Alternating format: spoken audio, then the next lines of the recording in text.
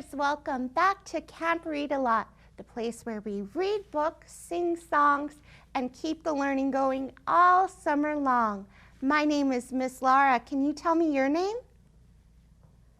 I'm so excited that you made it back today for another fun week of learning. Let's start our morning off with our good morning song. Are you ready? Here's Miss Maria, the mail person. Say hello. She's going to help us. Here we go. Good morning, it's a sunshine kind of day. Come join Miss Lara for some learning and some play. Will we sing a song? Of course we will. Make our brains strong, like super strong. So come along. Yes, come on, friends, for some learning and some play. Hello, Jello, what's a buttercup? We have so much to do, I'm glad that you woke up. So wipe the sleep from your eyes. Get snug and ready for lots of learning. Today we're going to learn about a whole new book. We're going to read a book about a mouse and a cookie. I wonder what book it could be. We might get some mail from Miss Maria. We'll work on our foundational skills, and of course, I have a fun project for you to play with at home. So let's start our day off, though, with a song about our feelings. How are you feeling today? Maybe you're happy, maybe you're sad, maybe you're mad, or maybe you're a feeling that happens when you put all those and you blend them up. So let's sing a song and you show me how you're feeling. Now to sing and dance, you're going to need a space where you're not going to bump into anything. Are you ready? All right, let me put my music on and we'll stand up and sing.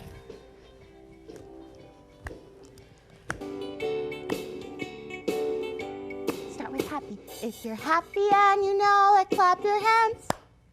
If you're happy and you know it, clap your hands. If you're happy and you know it, then your face will surely show it. If you're happy and you know it, clap your hands. If you're mad and you know it, stomp your feet. If you're mad and you know it, stomp your feet.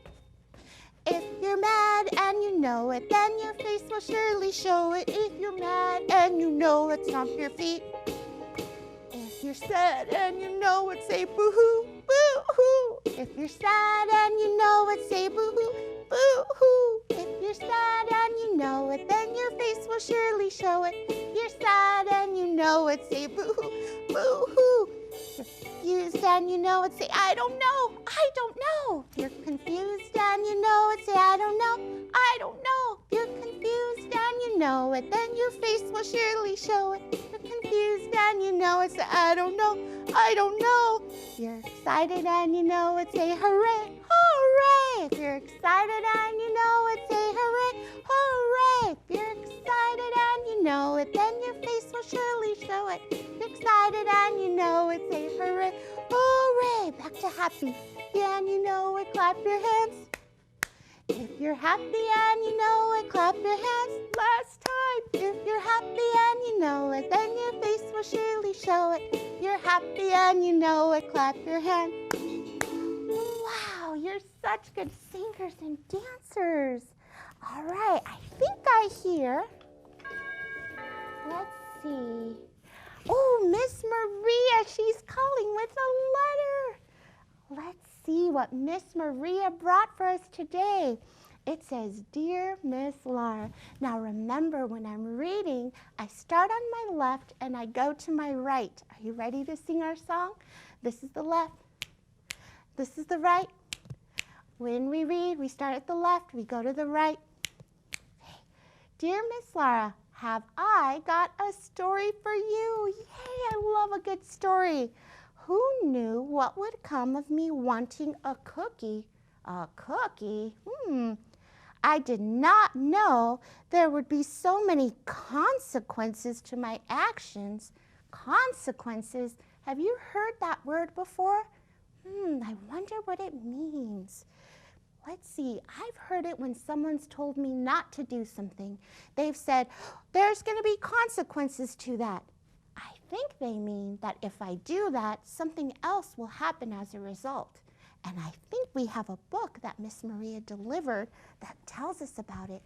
Now, she didn't tell me what the book was about, but she gave me some clues. Let's see if we can figure it out. I have some milk. Milk. I wonder if the book is about a cow, and we have to milk the cow to get the milk. I also have, chocolate chip cookie mix.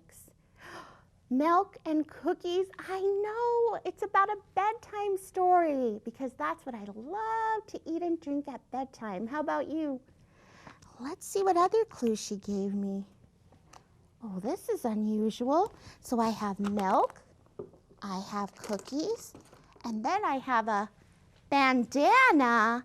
This is something you put on your head. What could that have to do with our book? Then I have crayons,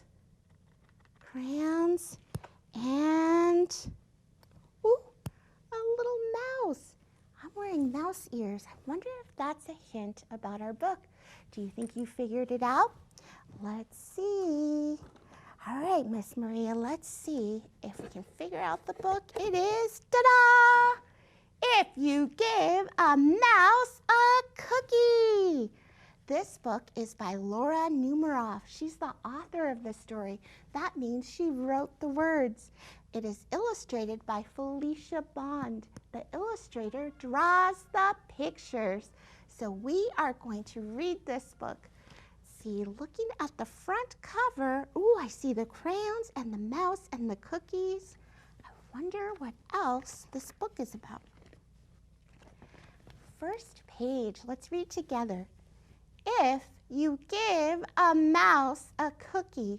So look at, there's the little boy, and he's holding out a cookie to the little mouse. And the little mouse is wearing overalls like I am. So what do you think? Do you think that this is a work of fiction, meaning it's make-believe? Or do you think it's nonfiction, meaning it's based on facts? That's right, it's make-believe because mice don't really wear overalls, do they? Let's keep going. If you give a mouse a cookie, he's gonna ask you for a glass of milk. When you give him the milk,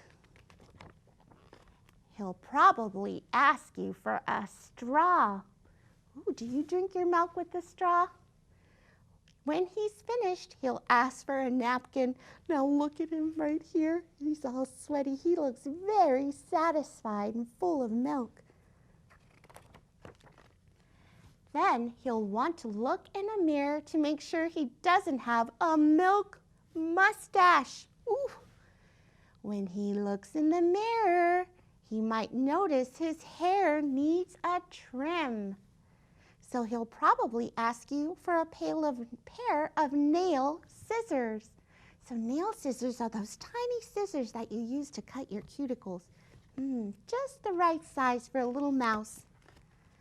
When he's finished giving himself a trim, he'll want a broom to sweep it up.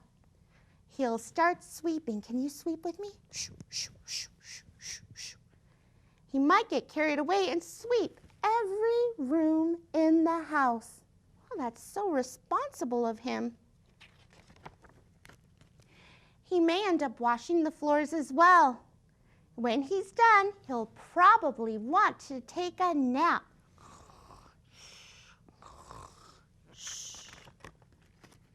You'll have to fix up a little box for him with a blanket and a pillow. He'll crawl in, make himself comfortable, and fluff the pillow a few times. Look, there he is.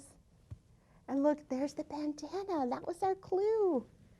He'll probably ask you to read him a story. I wonder what a mouse's favorite story is.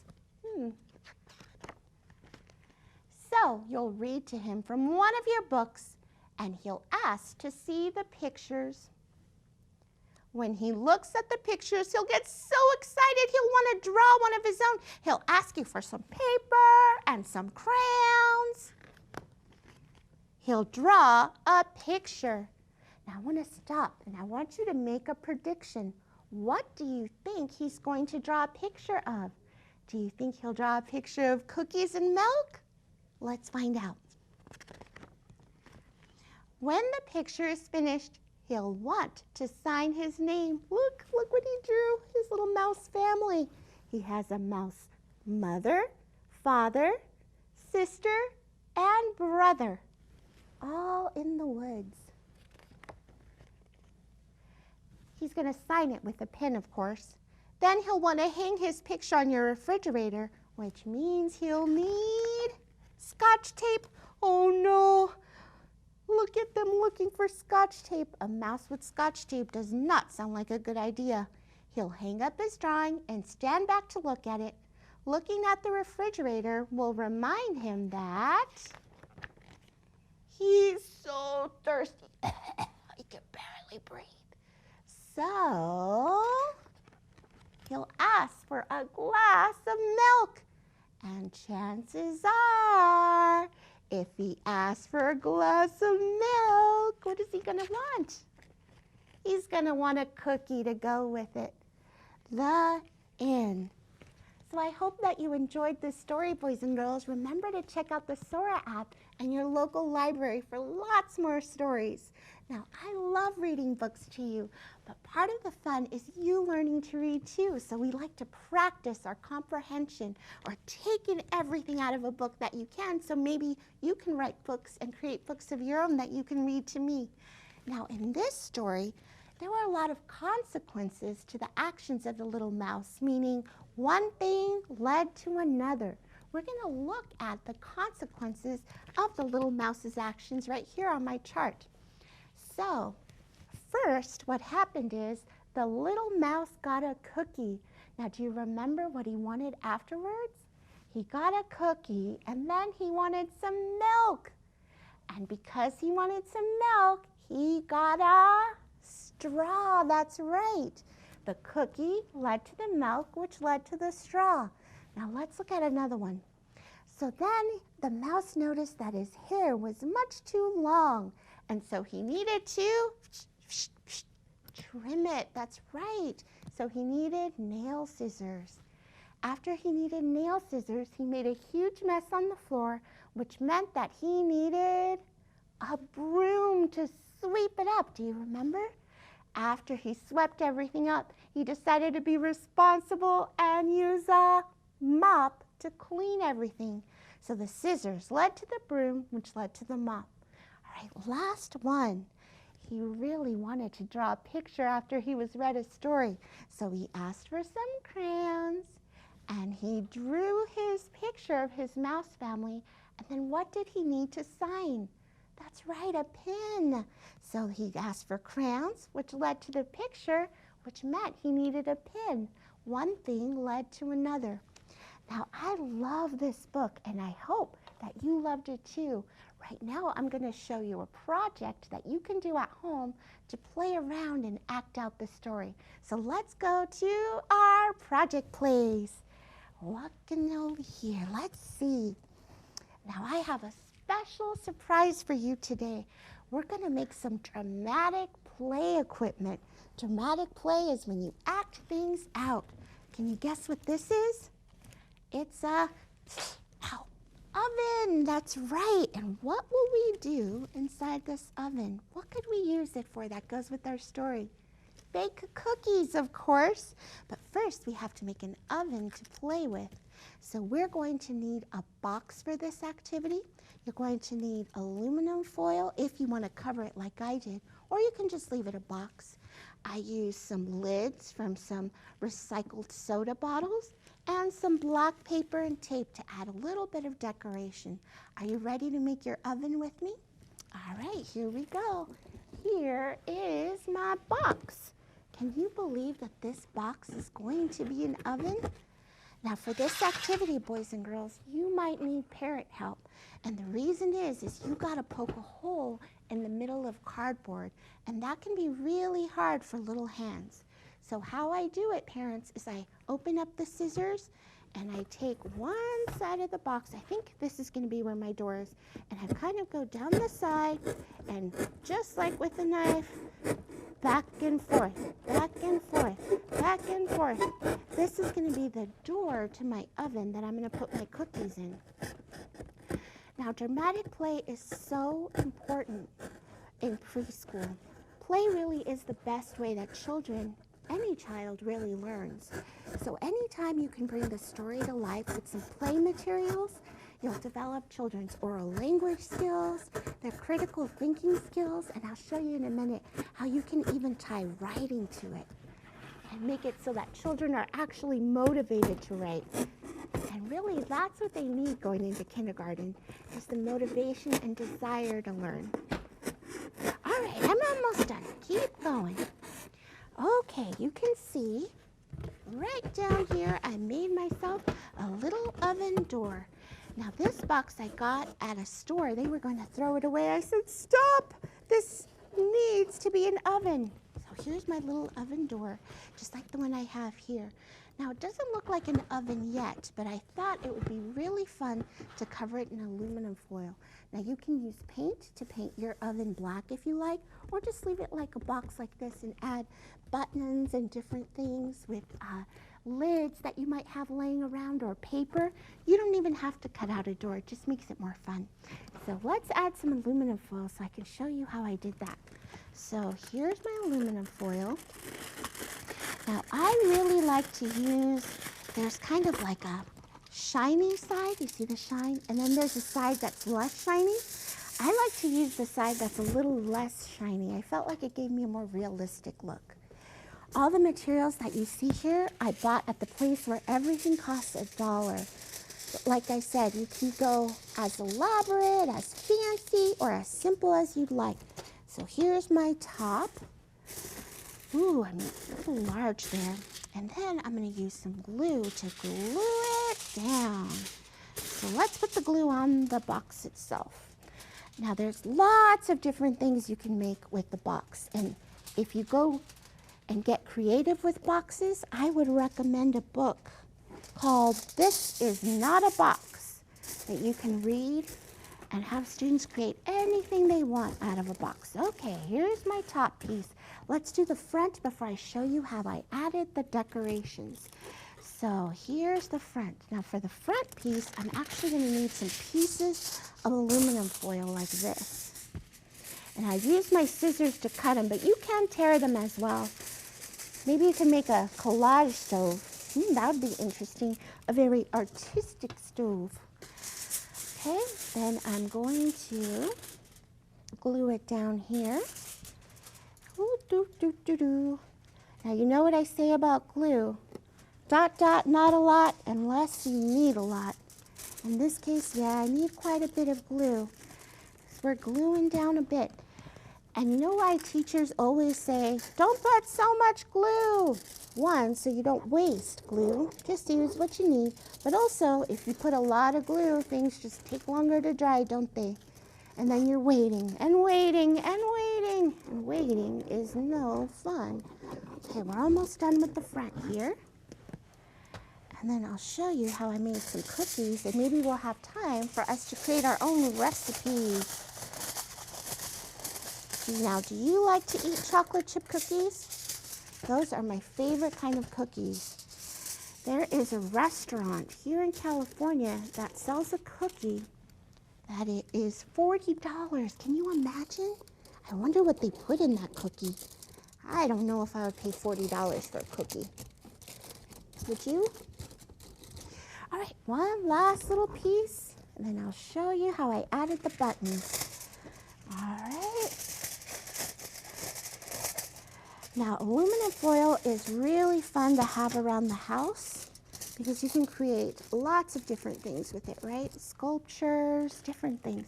So here's what my oven is looking like so far. Of course, I could put a piece of aluminum foil right there so you can see it opening up. Now, the next thing I need to do, of course, is add my buttons. So I have a little piece of black felt here.